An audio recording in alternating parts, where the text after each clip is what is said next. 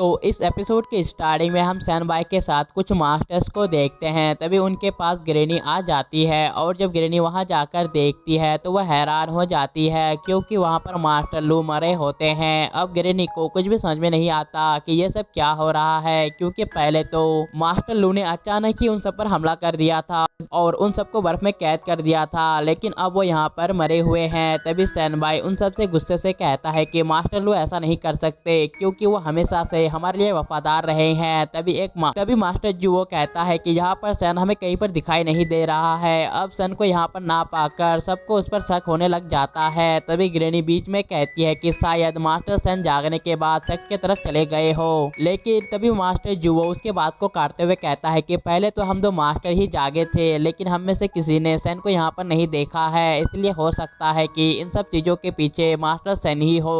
तभी ग्रैनी फिर से उन सबसे गुस्से से कहती है कि बिना किसी सबूत के बकवास करना बंद करो, आप लोग ऐसे ही मास्टर सैन पर इल्जाम नहीं लगा सकते। तभी सैनबाई उन सबसे कहता है कि मैं बहुत दिनों से सोच रहा था कि आप सबको एक बात बताऊं या ना बताऊं, लेकिन लगता है कि अब समय आ गया है कि मैं आप सबको सच बता दूं। जिसके बाद सैनबाई अपनी बड़ी बहन की तलवार को बाहर निकालता है। उस तलवार को देखकर मास्टर जन हैरान होकर कहता है कि ये तो आपकी बड़ी बहन युलन की तलवार है। तभी सैनबाई उन सबको बताता है कि 10 साल पहले मेरे भाई ने वांजिंग तलवार सूत्र को हासिल करने के लिए अपनी बड़ी बहन को मार डाला था ताकि वो अकेले ही तलवार सूत्रों को हासिल कर सके और पावरफुल बन सके। अब इस बात को सुनकर सभी मास्टर्स बहुत ज्यादा हैरान हो जाते हैं। उन सबको तो इस बात पर यकीन ही नहीं होता। तभी मास्टर वी कहता है कि इसका मतलब सैन एक अच्छा इंसान नहीं है। फिर बाई उन सबको आगे बताता है कि मेरा भाई पहले ऐसा नहीं था, लेकिन मार्शल आर्ट के लेवल 10 तक पहुंचने के लिए उसने ये सब कुछ किया। जिसके बाद उन सभी को यकीन हो जाता है कि सैन कोई अच्छा आदमी नहीं है। फिर वो सभी सैन को रोकने के लिए शक की तरफ चले जाते हैं। अब ग्रैनी को कुछ भी ठीक नहीं लगता, इसलिए वो भी उनके साथ चली जाती है। जिसके बाद सीन बदलता है और हम सैन को देखते हैं वो सेक्ट में पहुंच चुका होता है। तभी सैन को अपने सामने कुछ स्टूडेंट के डेड बॉसेस दिखाई देता है और उनके साथ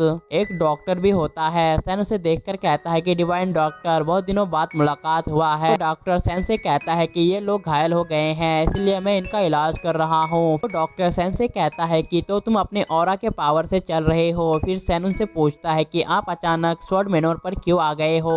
क्या आप यहाँ पर कंपटीशन में भाग लेने के लिए आए हो? चलिए आप मुझे बता सकते हो, क्योंकि मुझे कोई मार्शल आर्ट्स नहीं आता। इस पर वो डॉक्टर सैन से कहता है कि मैंने कुछ इसीलिए मैं उस अफवाह का जांच करने के लिए यहाँ पर आया हूँ। जिसके बाद वो डिवाइन डॉक्टर अपने असली रूप को दिखाता है और वो अपने बांसुरी निकालकर बजाने लगता है। अब उस म्यूजिक की वजह से एक स्टूडेंट उठकर सैन पर अटैक कर देता है, लेकिन सैन को तो इस बारे में पहले ही शक हो गया था, इसीलिए वो उस ज़ॉम्बी के अटैक से बच जाता है और वो उस ज़ॉम्बी पर अटैक करके उसे नीचे गिरा देता है। फिर वो डॉक्टर सैन को बताता है कि मैंने कई सालों से दुनिया का ट्रैवल किया है और बहुत कुछ जाना है। मैंने बहुत सारी चीजों पर रिसर्च भी किया है, खासकर डेड बॉडीज पर। जो इतना कहते ही वो डॉक्टर फिर से अपनी बांसुरी से म्यूजिक बजाने लगता है। अब सीन बदलता है और हम च्यून और रेनकोट मैन को देखते हैं। उन दोनों को अभी भी बंदी बनाकर यान और उसके साथी स्वॉर्ड मैनोर में लेकर आ रहे होते हैं, लेकिन तभी उन सभी को भी वही म्यूजिक सुनाई देता है। जिसके बाद उन सभी के सिर में अचानक से बहुत तेज दर्द शुरू हो जाता है, लेकिन च्यून और रेनकोट मैन को कुछ भी नहीं होता। अब ये देखकर च्यून कुछ भी समझ नहीं पाती और वो डर जाती है, लेकिन अब बहुत देर हो चुका होता है क्योंकि यान और उसके साथी अब ज़ॉम्बी में कन्वर्ट हो चुके होते हैं और अब वो सभी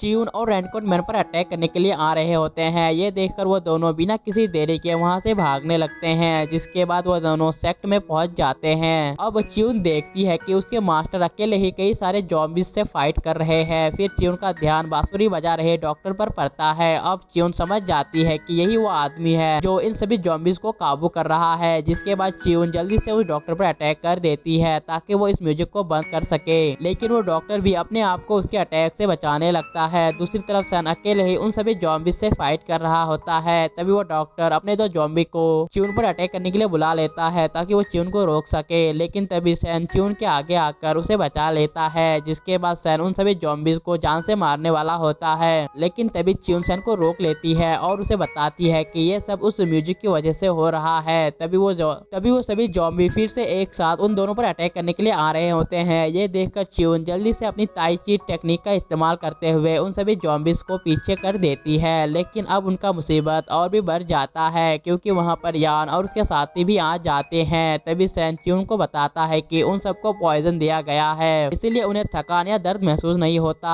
अब इसलिए अब इन सबको मुझे अपनी तरह से हैंडल करना होगा। जिसके बाद सैन अपनी एनर्जी शॉट को बाहर निकालता है और वो क्यून को आंखों को ढक देता है ताकि वो ये सब ना देख सके। लेकिन तभी वहाँ पर सभी मास्टर्स भी आ जाते हैं। अब सैन अपने एक ही अटैक से उन सभी ज़ॉम्बीज को खत्म कर देता है। उसका अटैक बहुत ज्यादा पावरफुल होता है। अब उन सभी मास्टर्स को लगता है कि उनके सभी स्टूडेंट्स को सैन ने मार डाला है। अब वो सभी बहुत ही रोने लगते हैं। तभी मास्टर भी सैन से कहता है कि तुमने इन सभी बेकसूर स्टूडेंट्स को क्यों मारा है। अब उसके बातों को सुनकर च्यून जल्दी से आगे आती है और उन सभी मास्टर्स को समझाने की कोशिश करती है कि ये सब ज़ॉम्बी बन गए थे। लेकिन अब उनमें से कोई भी उसके बातों को मानने के लिए तैयार नहीं होता, क्योंकि उन सब ने अभी अभी देखा था कि सैन ने अपने एक ही अटैक से बहुत सारे स्टूडेंट को मार डाला है। तभी वही सोता हुआ मास्टर वहाँ पर आता है और उन सभी से कहता है कि जरा उसके पीछे तो देखो। तभी उन सबका ध्यान पीछे खड़े रेनकोट मैन पर जाता है। उसे देखकर सभी मास्टर बहुत ज्यादा हैरान हो जाते हैं और वो समझ नहीं पाते कि आखिरकार रेनकोट मैन जिंदा क्यों है। तभी मास्टर जुओ सैन से कहता है कि तुमने अपने पावर को बढ़ाने के लिए डेविल सेट के साथ मिलकर बहुत सारे बेगुनाह लोगों को मारा है, इसलिए हम तुम्हें माफ नहीं कर सकते।